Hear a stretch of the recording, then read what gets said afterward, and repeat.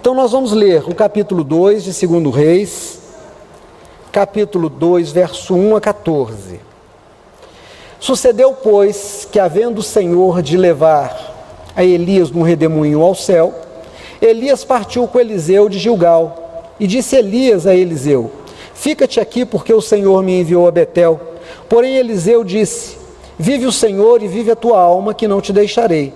E assim foram a Betel. Então os filhos dos profetas que estavam em Betel saíram a Eliseu e lhe disseram: sabes que o Senhor hoje tomará o teu senhor por cima da tua cabeça? E ele disse: também eu bem o sei, calai-vos. E Elias lhe disse: Eliseu, fica-te aqui, porque o Senhor me enviou a Jericó. Porém ele respondeu: vive o Senhor e vive a tua alma, que não te deixarei.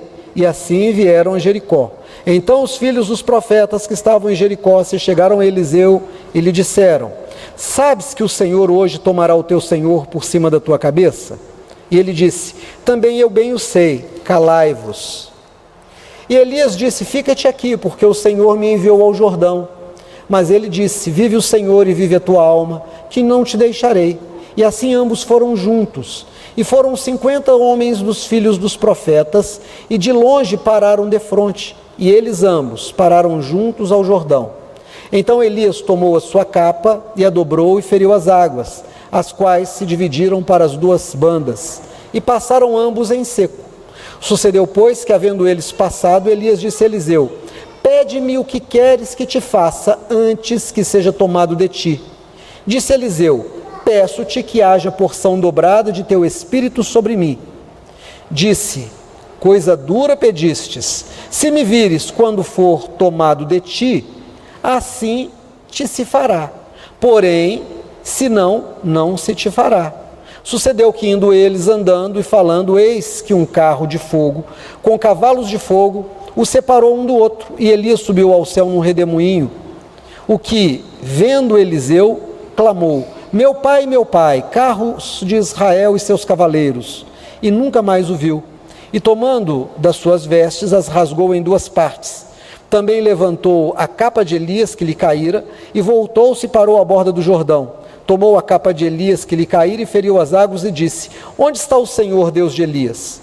Então feriu as águas, e se dividiram elas para uma e para outra banda, e Eliseu passou.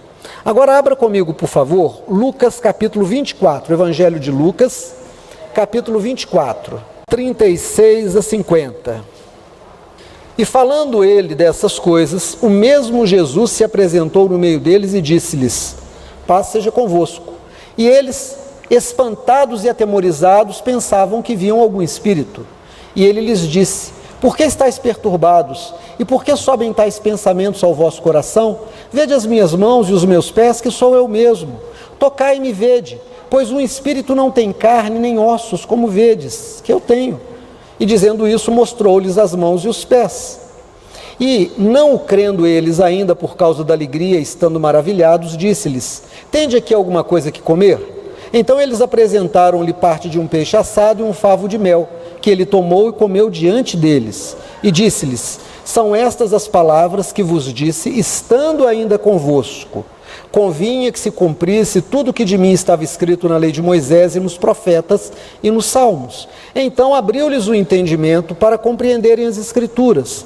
E disse-lhes: assim está escrito, e assim convinha que o Cristo padecesse e ao terceiro dia ressuscitasse dos mortos. E em seu nome se pregasse o arrependimento para a remissão dos pecados em todas as nações, começando por Jerusalém. E dessas coisas sois vós testemunhas. E eis que sobre vós envio a promessa de meu Pai. Ficai, porém, na cidade de Jerusalém, até que do alto sejais revestidos de poder. E levou-os fora até Betânia, e levantando as mãos, os abençoou. Agora vá, por favor, a 1 Coríntios, capítulo 15, de 3 a 8. Porque primeiramente vos entreguei o que também recebi, que Cristo morreu pelos nossos pecados, como diz as Escrituras, e que foi sepultado, e ressuscitou ao terceiro dia, segundo as Escrituras, e que foi visto por Cefas, e depois pelos 12, depois foi visto uma vez por mais de 500 irmãos, dos quais vive ainda a maior parte, mas alguns já dormem também. E agora a última, Atos dos Apóstolos, capítulo 1, de 12 a 15. Então voltaram para Jerusalém, do monte chamado das Oliveiras, o qual está perto de Jerusalém, à distância do caminho de um sábado. E entrando, subiram ao cenáculo onde habitavam Pedro, Tiago, João e André, Filipe, Tomé, Bartolomeu e Mateus, Tiago, filho de Alfeu, Simão, o Zelote, e Judas, filho de Tiago. Todos estes perseveravam unânimes em oração e súplicas, com as mulheres e Maria, mãe de Jesus, e os seus irmãos. E naqueles dias, levantando-se Pedro no meio dos discípulos, ora, a multidão junta era de quase 120 pessoas. Amém. Irmãos, nós temos duas histórias interessantes do Velho Testamento. As três referências que eu usei no Novo Testamento vão compor um entendimento, uma cronologia de acontecimentos para que a gente entenda a relação que tem com a primeira história. Então vamos ver a primeira história. A primeira história nós temos um homem chamado Elias. Elias significa Javé é o meu Senhor, Javé é o meu Deus, Deus é meu Javé, né? Meu Deus é Javé. É uma relação muito pessoal. O nome fala da relação desse homem para com Deus, para com o seu Deus. E esse homem Elias foi muito usado por Deus, mas em algum momento ele se decepciona tanto com as pessoas de Israel e ele empresta para elas tanta confiança, depois de que elas testemunham uma ação de Deus, vencendo mais de 800 sacerdotes de deuses falsos. E essa decepção que ele tem com essas pessoas que num dia gritam que Javé é Deus e no outro dia negam a sua fé, faz com que esse homem chamado Elias entre num processo de desistência. Ele desiste do seu ministério profético, ele foge. E ele chega a dizer para Deus que ele havia ficado só e que todos os profetas do Senhor haviam sido mortos à espada e que ele próprio não era melhor do que o seu pai ou a sua mãe que já haviam morrido e que ele desejava partir, ele desejava morrer. Deus ainda argumenta com ele, Deus ainda conversa com ele, mas ele está tão decepcionado com as pessoas do povo de Javé que haviam abandonado a fé e que estavam sucumbindo diante das ameaças de uma rainha idólatra, que ele abre mão. Então Deus diz, claro, então unge Eliseu no teu lugar. E ele sai à procura desse Eliseu, encontra Eliseu, esse Eliseu permanece com ele um tempo, e em algum momento, Deus revela a todos os filhos dos profetas, a todos aqueles que estavam no ministério, que Elias seria retirado. Então Elias vai a uma cidade, carregando consigo esse menino, esse homem, esse ajudante chamado Eliseu, e quando ele chega, esses profetas, esses filhos de profetas chegam para o Eliseu e dizem assim, você sabe que o Senhor hoje vai levar o seu Senhor por cima da sua cabeça? Não era algo que Deus não havia escondido. A Bíblia diz que Deus não faz nada sem antes revelar aos seus servos, os profetas. Todos sabiam, inclusive o Eliseu, porque Eliseu responde e diz, sim, eu sei, mas fiquem calados, não vamos falar sobre isso. O Elias volta para o Eliseu e diz, olha, fica por aqui, o caminho comigo é muito duro, fica por aqui, me deixa aí. E ele disse, não, vive o Senhor, vive a tua alma, que eu não te deixarei, eu vou caminhar com você. Chega numa outra cidade, acontece a mesma coisa. E ele chega num outro lugar, a mesma coisa. Todo mundo que tinha fé e que servia a Deus, naquela região que estava longe lá de onde a Jezabel havia determinado a morte de Elias, já sabia, Deus havia revelado. Mas esse homem faz um pedido a Elias. Ele disse, olha, tem alguma coisa que eu quero. Eu sei que está sendo muito doloroso para você passar por tudo que você está passando e que você está deixando esse ministério para mim, para dar conta. Eu preciso de porção dobrada do teu espírito. Se Elias desiste do ministério e eu recebo o mesmo poder de Elias, não vai ser outra coisa, vai acontecer a mesma coisa, eu também vou desistir. Então me dá porção dobrada do teu espírito. E aí o Elias fala para ele, vai ser assim, se você ficar comigo até o momento que eu for tirado. Se você testemunhar o momento quando eu for levado, isso vai acontecer. Agora depende de você, depende da sua garra, depende da raça que você vai emprestar ao seu ministério, da determinação que você vai usar para o serviço do Senhor. E eles continuam a caminhada. Em determinado momento tem um riacho. O Elias não era um homem que estava nos seus momentos de maior paciência. Ele pega o seu manto, o seu talite, bate, e as águas se abrem, e ele passa, e Eliseu também passa. E nesse momento vem um vento muito forte na forma do redemoinho, levantando muita poeira, e o Elias é levado em manifestações de fogo, explosões, parecendo um carro de fogo com cavalos de fogo. E o Eliseu toma um susto e diz, né, são cavaleiros de Israel, homem de Deus, estão te levando. E aí aquele manto cai para ele, e o Elias some, diz o texto, Eliseu nunca mais vê o Elias. Ele pega aquele manto e diz, agora eu quero saber se o Espírito de Deus que estava em Elias está com Eliseu. E ele volta pelo caminho de onde veio, tem que passar pelo riacho, ele bate na água e diz, onde está o Deus de Elias, o Deus de Eliseu, o Deus de Israel? E ele bate de novo e as águas se abrem. Por que ele bateu 2 vezes? Porque ele havia pedido porção dobrada, aquilo era um sinal de que ele tinha recebido a porção dobrada. Bom, nós fomos para um outro conjunto de textos, 3 textos, que começa em Lucas, passamos por 1 Coríntios capítulo 15 e chegamos em Atos dos Apóstolos. Lá no capítulo 24 de Lucas, nós encontramos Jesus depois da ressurreição. Jesus aparece para os seus discípulos, eles estão assustados.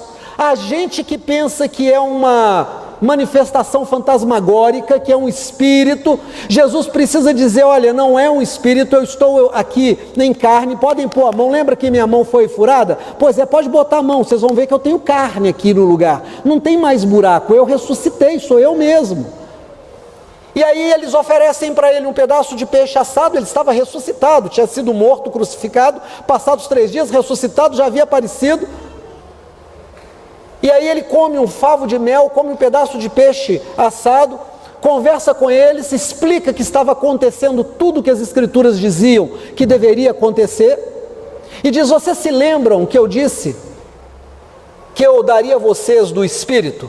Então vão e fiquem em Jerusalém até que do alto vocês sejam revestidos de poder. Irmão, presta atenção, olha aqui para mim em nome de Jesus. Só tem um jeito de você conseguir ser cristão de verdade, é ser cheio do Espírito Santo. Todo mundo recebe o Espírito Santo. Você aceitou Jesus, recebe o Espírito Santo. Foi batizado nas águas, o Espírito Santo está confirmado na tua vida. Mas ter porção dobrada do Espírito Santo para manter o testemunho até o final, não é para todo mundo. É por isso que está cheio de crente na prostituição, é por isso que está cheio de crente na feitiçaria, é por isso que está cheio de crente que vem na igreja de vez em quando e some, que começa ministério e deixa para lá, que dizima uma vez e não, que dá mau testemunho, que briga, que xinga, que pega na arma, que faz arminha, que vota nesses bandidos que vão para o poder aí, que fazem bobagens. Porque são crentes, mas não estão cheios do Espírito Santo, não têm a mente de Cristo, não conseguem entender a obra de Deus. São pessoas de Deus? São pessoas de Deus, mas não estão habilitadas a fazer a obra de Deus. Não tem porção dobrada do Espírito. Aí nós tivemos uma informação em Lucas capítulo 24, que estavam ali aquelas pessoas todas e receberam a mesma orientação. Vão e fiquem em Jerusalém até que sejam revestidos de poder. Não saiam de lá para nada. Mantenha-se ali até acontecer o que eu estou dizendo que vai acontecer. Jesus não pediu para fazer outra coisa, era só ficar em Jerusalém, não precisava ficar no cenáculo, não precisava ficar com todos, mas tinha que ficar na cidade. A cidade seria visitada pelo Espírito Santo para que a porção do Espírito viesse, confirmando a profecia lá de Joel: eis que derramarei do meu Espírito sobre toda a carne. E aí nós temos uma informação em 1 Coríntios capítulo 15. O Paulo vai dizer que, além dos apóstolos do Senhor, mais de 500 irmãos testemunharam a ressurreição de Jesus. Mais de 500 pessoas foram chamadas a permanecer em Jerusalém. Mais de 500 discípulos de Jesus, gente que viu milagre, gente que comeu do pão que foi multiplicado no deserto, que comeu do peixe que foi multiplicado, gente que viu aleijado andando, endemoniado sendo liberto, morto sendo ressuscitado, e que receberam de Jesus uma única orientação: fiquem em Jerusalém. Sabe, desses quantos ficaram em Jerusalém, nós temos uma informação em Atos, capítulo 1, a partir do verso 12 até o verso 15. Além dos apóstolos de Jesus que foram nomeados no texto, mais ou menos 120 pessoas estavam lá. Caramba, mais de 500 viram Jesus ressuscitado, mais de 500 receberam a missão e a promessa de receber do Espírito Santo, de ser testemunha de Jesus e de fazer parte de uma mudança da história da humanidade, de serem mãos e pés de Jesus na terra. Mas elas não ficaram na igreja. São de Deus, mas não tinham testemunho na igreja. São de Deus, mas não estavam no lugar que precisavam estar. E aí, quando vem o Pentecostes, quando vem o batismo do Espírito Santo, eram 120 pessoas. Ora, faça a conta comigo: 500 menos 120 dá 380. De 500, mais de 70%, irmãos, falharam. Mais dos que os que ficaram foram os que foram embora. Eram crentes? Eram. Eram de Deus? Eram. Tinham experiência com Jesus? Tinham. Mas não tinham determinação, não tinham desejo de servir a Deus. Deixa eu te contar uma coisa em nome de Jesus. Isso daqui é bom demais. Chama carne. Deus fez e disse: é bom. Mas isso daqui é um perigo, porque isso daqui me dá consciência de mim no mundo, e eu me apaixono pelo mundo. Eu me apaixono pelo mundo pelas sensações de prazer que o mundo me empresta. Então eu tenho prazer do gosto na boca, do som nos ouvidos, do cheiro na narina.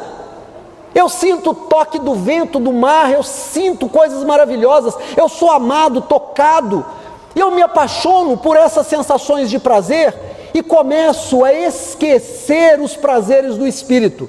E aí eu esqueço que tudo que é ligado à carne, como a carne envelhece, como a carne passa, que tudo que um dia foi bonito vai ficar feio, que tudo que um dia foi forte vai ficar fraco, tudo que um dia foi grande vai ser abatido, tudo que um dia foi importante vai ser desprezado, porque essa é a natureza da carne. Não há ninguém que fique bonito para sempre, gostoso ou gostosa para sempre, não há ninguém que mantenha sua sanidade para sempre. Não tem jeito. Então todos os prazeres que nós identificamos na carne também têm esse destino de acabar. Então nós somos convocados por Deus à fé. Nós recebemos de Deus a religião. Nós recebemos de Deus um caminho de volta. Ora, nós apresentamos uma criança no altar, e eu expliquei que nós não batizamos criança, porque o batismo é uma convicção que a pessoa adulta, ainda que seja jovem, mas com entendimento, percebe-se pecadora e carente do perdão de Deus e quer andar com Deus. Então ela entrega a sua vida a Jesus para andar com Deus e é batizado nas águas, dando testemunho à igreja e ao mundo. E a partir daí ela não é mais dela, ela é de Deus. A partir daí ela tem que crescer no conhecimento de Deus, ela vai ser usada por Deus. Sabe quem faz a obra de Deus? É o próprio Deus, mas usando o homem. Deus faz a obra de Deus usando o homem, o seu servo. Quando Eliseu chega e diz assim: Senhor, me dá porção dobrada do teu espírito. Para que você quer porção dobrada do meu espírito? Para quê? Para fazer a obra de Javé na terra. Eu quero pregar, eu quero expulsar espíritos malignos, eu quero curar enfermos, eu quero ressuscitar mortos, eu quero ouvir a tua voz, eu quero ser frutífero na minha fé. Se você ler a Bíblia, você vai ver aqui, olha, que tem história de leproso que foi curado. A lepra é uma doença que nós já vencemos com os recursos da tecnologia. mas no lugar dela levantou o câncer, levantou a ela, levantou um monte de outras doenças. Nós curamos uma, aparece 3. Mas eu vou te falar uma coisa, o mesmo Deus que curou lepra, cura câncer. O mesmo Deus que restaurou a vista ao cego, continua restaurando. O mesmo Deus que multiplicou pão, continua também suprindo as necessidades dos seus servos no século 21. É a mesma obra. Mas nós não estamos vendo pessoas que estão buscando a Deus. Nós estamos vendo pessoas que estão muito interessadas em se tornarem artistas da fé ou baterem palma para artista da fé. O pastor fulano vem dos Estados Unidos para cá, vem de São Paulo para cá, as igrejas ficam vazias, as pessoas vão lá. A banda tal, o grupo tal vai gravar o seu novo show lá no estádio do não sei quem. As igrejas naquele domingo à noite ficam vazias porque os crentes são descomprometidos com a sua igreja e vão lá, porque são adoradores da mídia que aquilo traz. Mas não tem compromisso. Em compensação, ainda esbarram em aleijados que continuam aleijados, cegos que continuam cegos. Não são pessoas de testemunho que possa lembrar a Deus com a sua vida, pelo contrário. É desse jeito. O que você precisa para viver a obra de Deus? Olha aqui para mim em nome de Jesus. Você não consegue resistir a uma tentação da carne sem o Espírito Santo em porção dobrada. Você aceitou Jesus? Aceitou. Você foi batizado? Foi. Foi batizado no Espírito Santo lá em 1900 e pipoca? Foi. Mas hoje você não aguenta não ir para um motel com o namorado ou com a namorada. Você não aguenta ficar sem dinheiro, que você dá um jeito de desviar o dinheiro do seu serviço, de roubar o patrão. Você não consegue segurar o seu temperamento e briga e sai na porrada e puxa aqui e vai bater. Por quê? Você é crente e está dando esse mau testemunho. Por quê? Porque você não tem a porção dobrada do Espírito Santo. Porque o que vence a carne é o Espírito Santo, irmão. Sem o Espírito Santo, a carne nos vence. Nós não temos condições de vencer sem o Espírito Santo. O Eliseu sabia que ele não daria conta de continuar a obra de Elias se ele não tivesse porção dobrada. Então ele diz: me dá a porção dobrada do teu Espírito. Elias disse: dou, mas você tem que dar testemunho. Você tem que estar atento ao momento que vier a obra de Deus, que ela acontecer. E ele falou: eu estou pronto. Não interessa o que os outros estão sabendo, eles estão sabendo que o Senhor vai ser levado, mas quem vai estar lá na hora vou ser eu. Ninguém daqueles que disse para Eliseu que sabiam que Deus levaria Elias, disseram: nós vamos junto, porque nós também queremos estar lá nessa hora. Não, eles tinham coisa para fazer: namorar, fazer filho, comprar gado, construir casa, passar férias na casa da tia, lá na beira do Jordão, sei lá onde. Mas ninguém queria fazer a obra de Deus. O Eliseu queria, e ele disse: me dá a porção dobrada do teu Espírito. Você vai receber, se na hora que eu for levado, você estiver ali atento. E ele ficou. Jesus chama mais de 500 pessoas e diz assim: fiquem em Jerusalém, até acontecer a descida do Espírito Santo. Todo mundo ouviu. Vocês vão receber poder para ser minhas testemunhas. Vocês vão expulsar demônios. Vocês vão ressuscitar mortos. Vocês vão curar leprosos, cancerosos. Ninguém vai resistir a vocês. Vocês receberão uma sabedoria e um poder como ninguém jamais recebeu. E melhor, o Espírito não virá e irá embora. Ele permanecerá com vocês enquanto vocês estiverem atentos. Não veio na primeira semana, não veio na segunda semana. O que aconteceu com eles? Foram embora. Cada um tinha que cuidar da sua própria vida, cada um tinha o seu próprio prazer. A carne começou a chamar: bora, vamos embora comigo. A carne começou a chamar e eles foram embora. Ficaram 120, sem aviso nenhum. De repente vem um vento veemente e impetuoso, entra por todo o cenáculo. Estão ali aquelas pessoas em oração, e vem línguas de fogo como relâmpagos sobre cada uma delas, e elas recebem poder de falar das grandezas de Deus em línguas como ninguém sabia falar, de uma hora para outra. E eles mudaram a história da humanidade. A igreja do Senhor nasce ali, nasce naquelas pessoas que estavam prontas a servir a Deus e vencer a carne. O que nós aprendemos com isso, irmãos? Nós aprendemos algumas coisas. A primeira coisa é o que significa o nome Eliseu. Se Elias significa meu Deus é Javé, Eliseu significa Deus é a sua salvação. tem uma diferença. Elias significa, Javé é o meu Deus. Eliseu, Deus é a sua salvação. Eliseu tinha uma vocação para apresentar Deus a todas as pessoas. Elias desistiu porque a relação dele com Deus era dele com Deus. Ele não pensava muito nos outros. Ele não era uma pessoa chamada ao evangelismo. Eliseu era. Você é chamado a ganhar almas? Você se importa que seu pai não aceitou Jesus ainda? Que sua irmã ainda não aceitou Jesus? Você acorda de madrugada e vai orar? Ou você diz, não preciso? Ou de madrugada, quando a gente está orando, você só coloca aquela mãozinha lá, mas não está nem orando? Você é daqueles que não lê a Bíblia? Daqueles que não conhecem as histórias bíblicas? Você é daqueles que ainda acreditam que Davi e Jonatas são dois dos primeiros discípulos de Jesus? Você é daqueles que acham que não precisa ser dizimista? Que o dinheiro do dízimo é seu? Você é daqueles que acham que não precisa vir à igreja porque é ser radical demais vir em todos os cultos? Que você tem coisa melhor para fazer? Realmente você está no nome Elias. Deus é seu Deus. Mas você não tem compromisso com o evangelho de ganhar almas, de edificar vidas. Você não se importa. Você com certeza é daqueles que fez a arminha e disse bandido bom é bandido morto. Provavelmente. Porque você não tem empatia, você não olha para o seu semelhante como alguém que precisa ser ganho para Deus, porque ele é de Deus e só está nas trevas. Quem é cheio do Espírito Santo e é chamado a pregar o evangelho, quer ganhar o ladrão, quer ganhar o estuprador para Jesus. Vai a qualquer lugar.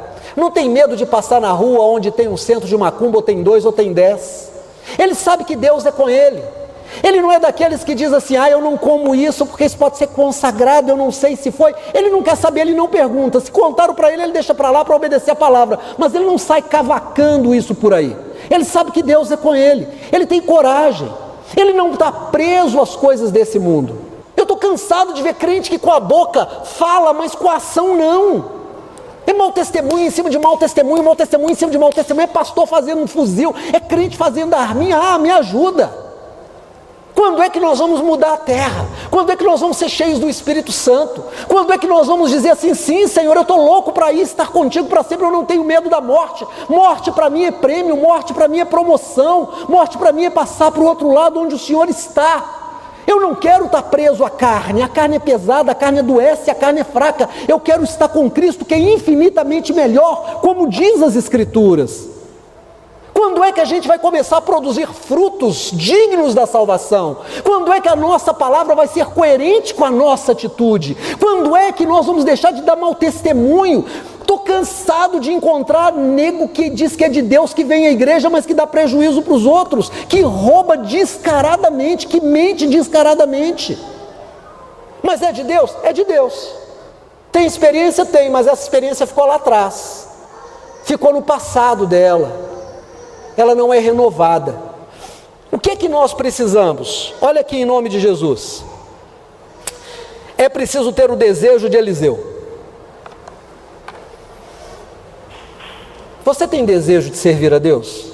Olha para mim em nome de Jesus. O que é que você quer da sua vida? Qual é a coisa mais importante para você? A coisa mais importante para você é casar e ter um homem na sua vida, para você chamar de marido? A coisa mais importante para você é formar e ter uma profissão e comprar a sua casa e ter muito dinheiro? A coisa mais importante para você é ter dinheiro para você viajar o mundo inteiro? Onde estiver o seu tesouro, está o seu coração. Você vai largar o culto para correr atrás de homem? Você vai deixar de servir a Deus para juntar dinheiro e para poder comprar um carro? Você vai faltar à igreja para correr na rua, para vender? Você vai ter 1000 desculpas, porque o seu coração não está em Deus. Mas se o seu coração está em Deus, se você pôs Deus em primeiro lugar, se você já entendeu que o mundo passa e a sua concupiscência também, os seus desejos vão embora, que todo mundo envelhece, que tudo se perde, que nada permanece, mas que Deus é real, e Deus é eterno, e que Deus jamais vai falhar com você, e que Ele é o teu grandíssimo prêmio, e que Deus jamais vai te abandonar, e que o Senhor vai entregar o norte por você e o sul também, que você é menina dos olhos de Deus, você colocar Deus em primeiro lugar, sabe o que vai acontecer? Você vai dizer, olha, eu vou ser advogado, vou ser juiz, mas eu vou ser juiz, servo de Deus. Eu vou dizer, Deus, o Senhor vai me colocar lá naquela comarca para fazer o quê? Eu vou orar por todas as pessoas. Antes de julgar alguém, de julgar uma sentença, eu vou dizer: Deus, o Senhor me colocou aqui, eu não sou maior do que nenhum dos teus servos que está aqui. Eu apenas estou numa função que o Senhor tem para mim. Abre os meus olhos espirituais. Se você for um pedreiro, você não vai jogar material dos outros fora, você não vai desviar produto, você vai chegar e vai dizer: Deus, eu estou fazendo essa obra para fazer uma obra do Senhor. O que o Senhor tem para mim? O que o Senhor quer que eu faça? Eu amo ao Senhor. O seu coração vai ser todo de Deus. No dia da adversidade, irmãos, todos nós vivemos adversidades. Todos nós ficamos sem dinheiro, todos nós ficamos doentes, todos nós temos problema, todos nós temos decepções, mas você não se abate. A gente se entristece, mas não se abate. A gente cai, mas não fica prostrado. A gente sofre, mas testemunha a esperança de Deus, porque o Espírito que em nós está, nos enche da alegria do Espírito Santo, e a alegria do Senhor é a nossa força. Então eu escolho servir a Deus, eu escolho ser de Deus. Os anos vão passando, eu vou vendo as mudanças acontecendo e vou só me alegrando e dizendo: Senhor, que bom que eu estou mais próximo de voltar para casa. Eu estou louco para estar com o Senhor. Eu estou louco para deixar para trás todo o peso dessa existência. Eu estou aqui para fazer a tua obra. Amo a minha esposa, amo o meu filho, amo o meu marido, amo minha empresa, amo o trabalho que o Senhor me deu. Mas eu sei que tudo isso vai passar, mas eu amo acima de tudo o Senhor. Irmão, qual é o teu desejo? Olha para dentro de você, o que você quer de verdade? Quando você responder com sinceridade o que é que você quer, e se o que você quer é conhecer a Deus, Deus virá até você e te dará da porção dobrada do Espírito. Segunda coisa que esse texto diz para nós, diz assim: olha, é preciso entender que tem uma condição. Você tem o desejo de conhecer a Deus? Você quer ser uma mulher de Deus? Quer ser um homem de Deus? O que o Eliseu ouviu? Tem que ficar comigo até a hora que eu for levado. O que Jesus falou? Fiquem em Jerusalém até que do alto sejais revestidos de poder. Qual é o lugar que Deus tem te colocado para você dar fruto? Irmão, em nome de Jesus, onde é que Deus te colocou para você dar fruto? Onde? Eu vi uma fotografia de um pé de tomate plantado num vaso. Vi ontem. Um vaso desse tamanho, o pé de tomate está desse tamanho, carregado de tomate. Eu tenho visto gente que ensina a plantar árvores frutíferas em vasos. Não chega a ser um bonsai pequeno, mas cheio de fruta. Jabuticaba, laranja, romã, árvores em vasos médios, carregados de fruta. Talvez você diga assim: a laranjeira tem que estar no pomar. Não, a laranjeira tem que dar fruto onde ela foi plantada. Ela foi plantada num vaso, é ali que ela vai dar fruto. Mas tem que dar fruto. Mas qual é a condição? Ter as raízes abastecidas com adubo e com água certa. Qual é o teu adubo? O teu adubo é o quê? É a palavra de Deus? É a Bíblia? É a experiência com Deus? É conversar coisas de Deus com as pessoas? É andar com gente de Deus? Ou você está andando com gente que está na prostituição? Ou você está andando com gente que está só querendo dinheiro? Ou você está querendo... O que você quer? Com quem você está adubando a sua vida? Diga-me com quem andas e te direi quem és. Tem uma paciente que está comigo já há alguns anos. E essa semana a gente trabalhou a questão do escândalo, não é? O que é um escândalo? Eu já tinha falado isso aqui na igreja. É engraçado, porque às vezes coincide de que a mensagem que a gente trabalha aqui, ou que a gente trata na escola dominical, o paciente traz um assunto e aquilo se encaixa. E eu estava explicando para ela que às vezes não é o ato que é errado, é a repercussão do ato. Às vezes você diz assim: mas eu não fiz nada errado. Não, você não fez nada errado, mas a repercussão do que você fez é danosa. Pastor, eu posso andar com qualquer um? Pode. Eu não sou traficante, mas quero ser amigo de traficante. Posso? Pode. Mas se numa batida de polícia, a polícia prende os traficantes em determinado lugar e você está no meio deles, o que vai acontecer? Você vai levantar a mão e dizer: eu não sou não? Irmãos, não tem tempo para isso não. É a repercussão. Diga-me com quem andas e te direi quem és. Com quem você está andando? Com o que você está alimentando a sua alma? Você está alimentando a sua alma com pornografia? Olha aqui para mim em nome de Jesus. Nunca como hoje se vendeu pornografia. Se vendia pornografia em revista, em cinemas escondidos. Hoje qualquer menino, qualquer pessoa com um celular acessa muitos tipos de pornografia. O que é que está entrando na sua mente?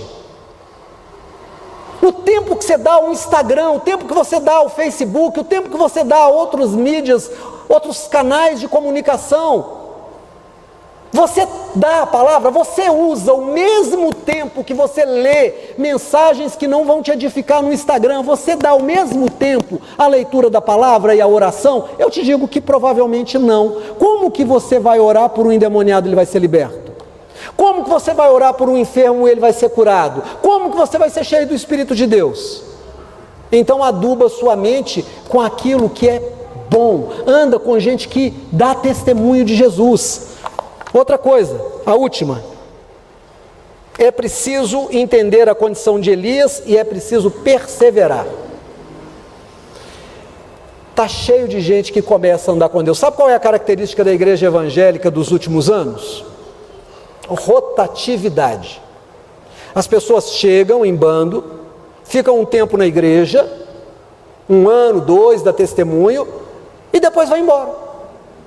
E elas têm 1000 razões. O pastor chamou atenção, eu não gostei do que falou, a mensagem é a mesma. Tá, a mensagem é a mesma. Olha aqui para mim, em nome de Jesus.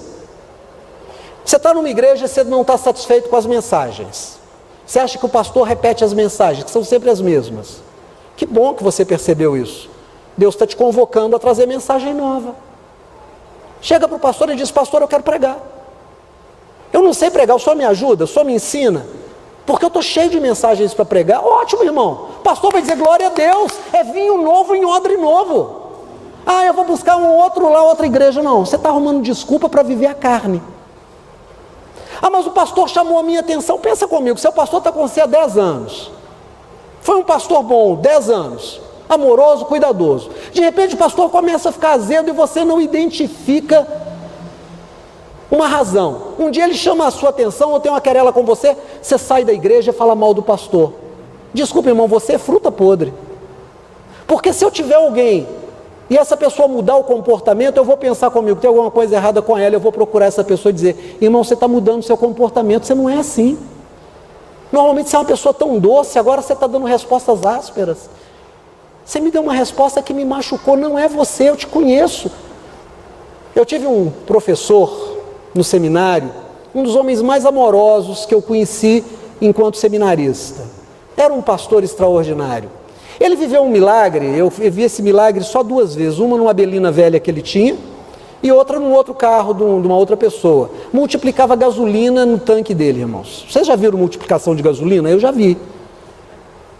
Ele parava o carro dele, ele não tinha dinheiro para pôr a gasolina, a igreja era uma igreja muito pequenininha, e quando chegava a hora dele sair para fazer a obra do Senhor, chegava assim, o tanque dele, a gasolina começava a jorrar. Aí abria o tanque que estava vazio, o tanque estava cheio, multiplicava a gasolina. Não acontecia sempre, mas acontecia sempre que precisava fazer a obra. Era um negócio interessante na obra dele. Esse pastor suicidou lá na Lagoa da Pampulha, depois de uns anos. Alguns anos depois que eu estava fora já do seminário, eu tive a notícia que ele teve crises, né, e acabou suicidando. Nós estudamos aqui que Elias desistiu do ministério.